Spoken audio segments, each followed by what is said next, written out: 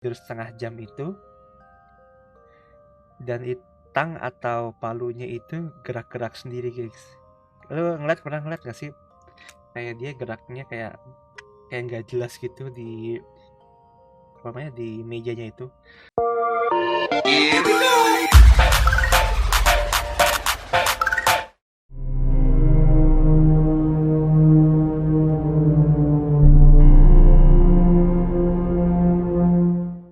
Oke geng, sebelum gue mulai, gue akan disclaimer terlebih dahulu. Sebelumnya emang gue bilang tadi cerita ini berdasarkan life story, cuman gue akan bilang ini kategori fiksi karena kejadiannya sudah lama banget dan ini bukan pengalaman gue sendiri ya, maksudnya gue sendiri tuh nggak ngalamin, cuma mendengarkan kata-kata orang tua dengan kakak-kakak gue. Jadi ceritanya ini, dulu gue punya rumah di Bali. Kalau orang bilang itu namanya vacation home. Kalau gue dulu ya maklum lah, dulu lagi masih zaman jaya-jayanya, jadi dulu punya rumah juga di Bali. Vacation home artinya. Vacation home itu tuh dulu gue tinggalin kalau gue lagi liburan semester. Dulu gue liburan semester, bukan liburan semester, dulu catur ulan. Dulu gue waktu itu masih SD ceritanya. Waktu SD itu gue kan kalau nggak salah catur ulan tuh pokoknya setiap 1 tahun tuh 3 kali aja. Jadi 3 kali dapat 3 kali libur 2 minggu aja. Nah, dalam 3 kali libur itu selama 2 minggu gue selalu pergi ke Bali ini, ke rumah vacation home gue ceritanya. Nah, vacation home gue ini letaknya ada di Bali, daerah Nusa Dua. Tempatnya nggak bisa gue kasih tahu ya karena takut pelanggaran.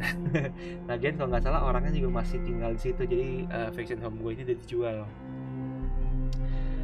Iya, dulu tuh ceritanya waktu awal dibangun rumah vacation home gue ini, jadi bener-bener kayak di atas bukit Gunung Kapur ya. Kalau di Bali tuh ada Gunung Kapur gitu. Jadi rumahnya itu waktu pertama kali dibangun bener-bener sorry guys, rumahnya itu sendiri banget, bener-bener sendirian til. Jadi pas gue pertama kali dibangun tuh rumahnya kanan kiri tuh belum ada rumah, bener-bener misalnya lu punya rumah se-RT. Nah, se-RT itu rumahnya cuma gue doang. Nah, itu dia bukan di atas gunung banget sih. Ya pokoknya dia di atas dan sendirian gitu. Dan kalau lu buka jendela depan rumahnya tuh udah kelihatan tuh laut. Jadi lumayan dekat laut. Ya nggak dekat-dekat banget sih. Ya berapa ratus kilo lah dari rumah, cuma kelihatan banget lautnya jelas. Nah, rumah gua ini tuh selain sendirian dan juga kalau malam tuh creepy banget. Jadi ceritanya salah satu yang dulu tuh kalau nggak salah nyokap gue pernah cerita waktu dia ketemu Pak RT, kalau nggak salah, kalau namanya Pak RT kalau nggak salah ya. Adalah cerita-cerita macam-macam situ yang tahayul-tahayul, adalah kucing jadi naga. Buset dah, itu kaget gue. Hah, kok kucing jadi naga? Nggak mungkin lah. Baru denger gue cerita kayak gitu. Ada lagi ya Babang G ya, kita nyebutnya Babang G ya. Katanya sering berkeliaran sekitar situ. Banyak Babang G, lu tau lah lu. Ya itu uh, pokoknya gede lah itu si Babang G itu. Hantu yang gede, pokoknya lu tau lah itu apaan. Nah, ya pokoknya banyak lah cerita-cerita dari Pak RT itu waktu gue pertama kali nginep di vacation home gue itu. Wah, gue kan emang beneran ya mah ada cerita apa, ada kayak gitu-gituan. Kalau nyokap gue sih ya mungkin karena dia takut anak ketakut ya, jadi ya dia cerita enggak, paling bohong ya, apa banyak apa paling cuma cerita sendiri. Cuman yang gua tahu emang Bali itu terkenal sama budayanya yang lumayan ya itulah, spiritualnya tinggi lah di sana. Kucing naga, iya betul betul. Belum ceritanya aneh-aneh gue Fani. Oke, kita lanjut aja. Nah itu ceritanya Pak RT ya. Nyokap gue juga bilang nggak perlu dipercaya ya, mungkin cerita-cerita doang, mungkin biar apa namanya, biar nggak tahu lah, biar kenapa itu gue juga bingung. Ya nyokap gue juga cerita, gue sebenarnya nyokap gue cerita gitu gue gak minta cerita, lebih kedengerin sih nyokap gue ngobrol sama Pak RT-nya itu, jadi gue gak terlalu denger banget ya cerita-ceritanya itu. Tapi gue nanya sama nyokap, gini-gini gimana mah, kok ceritanya kayak gitu segala macam. Ya nyokap gue sih reassuring gue kalau itu cuma cerita-cerita aja. Oke, kita lanjut. Di rumah itu ada pengalaman pertama banget itu yang gue sendiri yang ngalamin. Sebenarnya itu kakak gue yang ngalamin.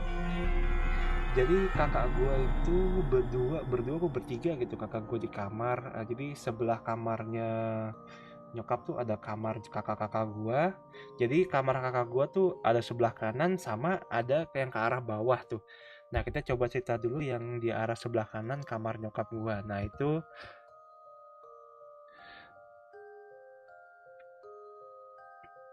iya nanti dong. Nanti ya cerita-ceritanya. Ini gue cerita punya gue dulu ya. Iya, jadi eh di sebelah kanan kamarnya nyokap gue itu ada kamar kakak gue. Suatu malam, jam 10 malam kalau nggak salah deh. Jadi katanya kakak gue kan lagi di kamar mandi, satu orang nih, satu orang lagi tidur di kasur. Nah, kakak gue yang di kasur itu tiba-tiba denger suara pintu apa namanya tayangan pintunya kayak dia yang mainin cekrek cekrek cekrek cekrek cekrek. Ya kaget dong, kakak gue yang lagi tidur ini kaget, dia ngelihat ini pintunya. Pas dilihat, loh kok diem ininya? Tadi kayak suara kenceng banget suara jegregan itunya pintunya. Nah, pas kakak gue balik lagi ke tempat tidur, suaranya gitu lagi. Jegrek jegrek jegrek jegrek. Kakak gue teriak takutan, manggil kakak gue satu lagi yang lagi di kamar mandi. Kakak gue ternyata denger suara itu, makanya dia nggak keluar dari kamar mandi karena takut juga. Akhirnya jegrek terus. Akhirnya ditunggu bentar. Ditunggu bentar, jegrek akhirnya hilang. Akhirnya kakak gue beraniin diri buat buka pintunya itu. Buka, nggak ada apa-apa, cuma kegelapan malam di ruang tamu. Jadi sebelah di depannya kamar kakak gue ada kayak mini ruang tamu, baru sebelah sananya lagi ada kamar nyokap. Nah begitu dibuka nggak ada orang, larilah kakak gue itu yang di kamar situ langsung lari ke kamar nyokap. Itu kejadiannya jam 10 malam, gue inget banget soalnya itu kakak gue lari ke kamar nyokap kan gue tidur sama nyokap bokap nih. Dia pas masuk pada gue bangun, tapi mereka nggak mau cerita ya, emang karena mungkin mungkin biar nggak takut kali ya. Gue juga akhirnya baru tahu cerita itu pas pagi-pagi sambil ngopi biasa. Aduh, gimana perasaan kakak Hikaru, asik. Halo Saka, welcome the stream. Kita malam ini cerita horor-horor dulu, oke? Suara gue aman kan ya, suara gue? Oke, ini salah satu cerita yang mungkin paling pertama yang pernah gue alamin, pernah gue denger waktu pas lagi di sana. Nah, ini ceritanya satu lagi dari nyokap gue. Jadi nyokap gue itu penggemar main kartu remi, apa namanya? Apa sih kalau lu main kayak game soliter? Apa ya ceritanya B aja tapi musiknya agak gimana gitu. Yoi, biar biar seru dong, Nadine. Oke, kita lanjut cerita. Jadi ceritanya nyokap gua dulu waktu di situ apa jam berapa waktu itu ya. Jadi ceritanya tuh bokap gua lagi keluar pergi kemana gitu sama kakak-kakak gua. Eh, kakak-kakak gue pergi sama bokap gue lagi kemana gitu, lagi mau beli apa gitu. Jadi gue sama nyokap gue itu lagi tinggal di kamar nyokap. Nah jadi ceritanya gue udah jam 9:30 lah, gue akhirnya mah aku tidur duluan ya mah, ngantuk. Bukan kartu bridge, kayak kartu soliter gitu. Nyokap gue demen main waktu kecil, waktu gue kecil dulu. Nah nyokap gue ini kan gue tidur duluan ya, jam 9:30 gue tidur. sambil tidur gue udah ya pokoknya udah ya udahlah gue kalau zaman dulu gue tidur tuh udah lepas aja pokoknya lah. Gue waktu kecil kalau tidur udah lu mau ada gempa bumi segede apa udah gak bakal bangun. Nah, selanjutnya itu cerita dari nyokap gua itu jadi pas dia lagi main soliter cepet sampai kurang lebih tuh jam 11 malam. Pas banget kalau dulu kan gua rumah itu kan lumayan gede tuh rumahnya si vacation home itu. Jadi vacation home itu ada kayak apa ya? Luar jendela kayak ada aduh apa ya namanya gue lupa. Namanya apa ya? Ya pokoknya kayak ada tempat buat lu buka jendela, lu jalan situ bisa jalan-jalan, bisa jemur situlah, apalah namanya itu. Bukan taman ya. Kayak bukan baliho apa ya? Aduh gue lupa. Iya pokoknya itulah namanya. Nah, malam-malam jam 11 malam itu nyokap gua denger kayak ada suara bayi nangis. Wah, bayi nangis di depan jendela pas. Dan itu bikin nyokap gua kaget. Awal-awalnya gue kira, kata nyokap gue dikiranya itu suaranya jauh ya. Ternyata pas didengerin lagi suaranya di depan balkoninya jendela kamar nyokap gue. Udah ketemu namanya balkoni. Kalau yang nggak tahu balkoni Google aja. Dan bayi nangisnya jadi awal-awal kayak nyokap gue bilang ceritanya dikiranya tuh itu jauh suaranya, dikiranya ya tetangga kali ya.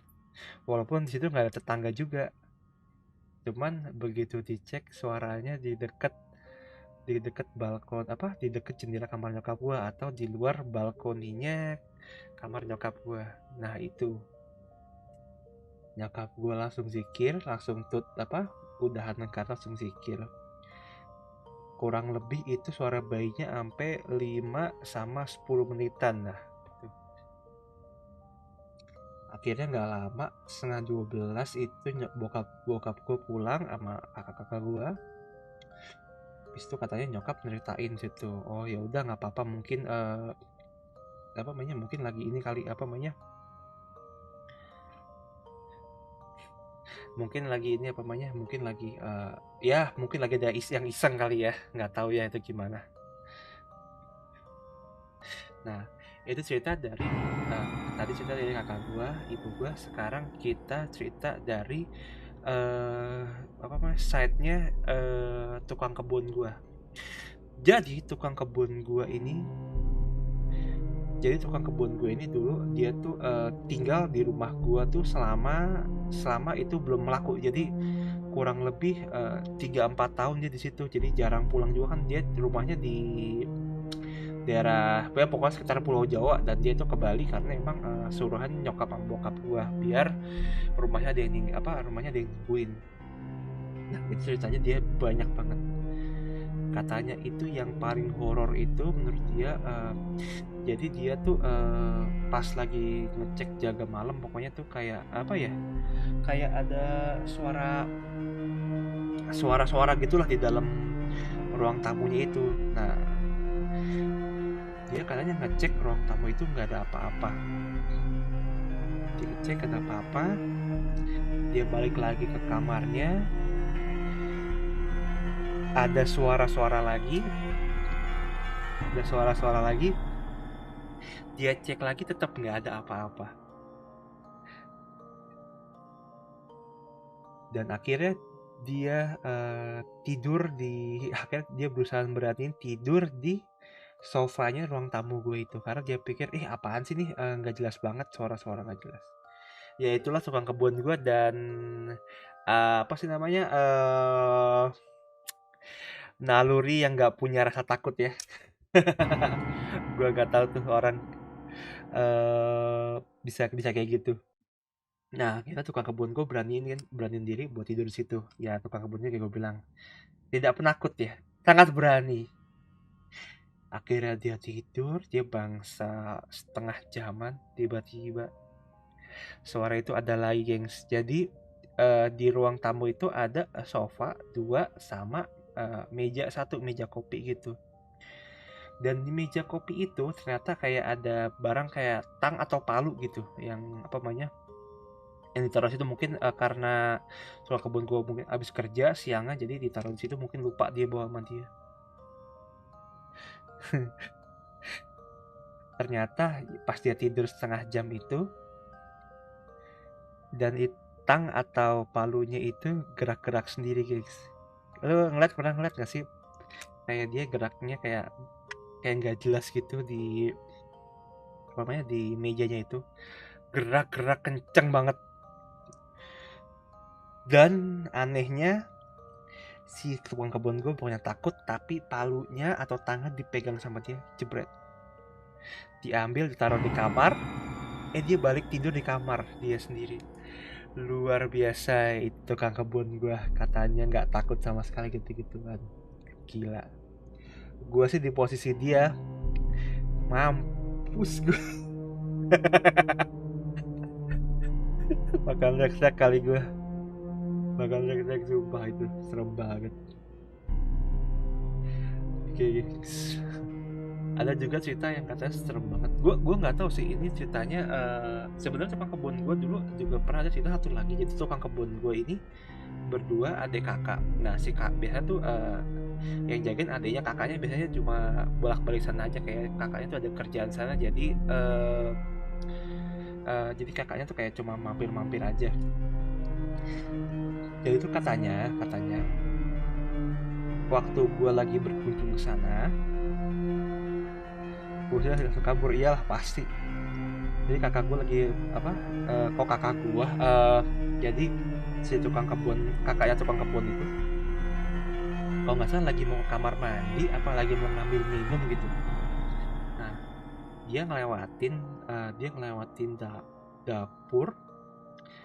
Tiba-tiba dari luar tuh ada kayak kayak ada suara-suara gitu dari kebun ya. Nah, begitu dicek, dia ngelihat adiknya lagi di kebun, lagi berapi-rapiin rumput gitu. Nah, ditanyain sama kakaknya, diem doang. Mas, kok kamu lagi di sini? Kamu ngapain malam-malam gini ngurusin kebun segala macam. Dia diem aja. Akhirnya si adiknya ini yang lagi main-main rumput itu yang tuh di kebun nengok ke balik, tapi cuma nengok doang, cuman dia nggak ngomong apa-apa. Si kakaknya klaimnya si adiknya ini aneh mukanya, pokoknya perawakan bajunya sama, kan si adiknya ini demen pakai topi ya, perawakannya sama, tapi ada yang aneh dari mukanya, dan dia nggak terlalu perhatiin waktu itu katanya, tapi ada yang aneh dari mukanya itu. Oke, mungkin adiknya mungkin lagi ngapain atau lagi emang ada urgent kerjaan. Oke lah, kakaknya balik ke kamar. Tek. Bener dong, adiknya lagi tidur di kamar dia. Jadi yang dilihat siapa itu? Kalau klaim kakaknya itu, pas dia si adiknya nengok yang lagi di kamar di kebun itu nengok, katanya, kamu tahu nggak sih di antara hidung sama mulut kayak ada ada jeglogannya gitu yang ya buat itulah yang buat penghubung mulut sama hidung. Nah itu katanya ininya rata.